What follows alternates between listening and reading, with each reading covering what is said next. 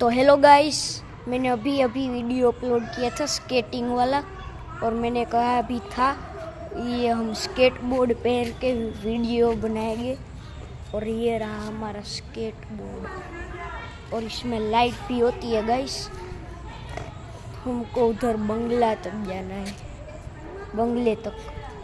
और चलो गाइस हम चलते बिना समय गंवाए। और चलो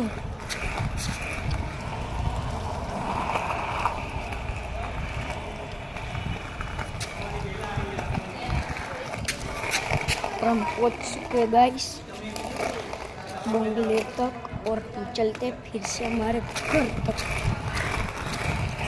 देख सकते हो गाइस लाइट हो रही है और हम हमारे घर तक पहुंच चुके हैं गाइस। आपको लाइट दिखी तो कमेंट में कल हार्ट भेजना रेड वाला। और आज के लिए इतना ही।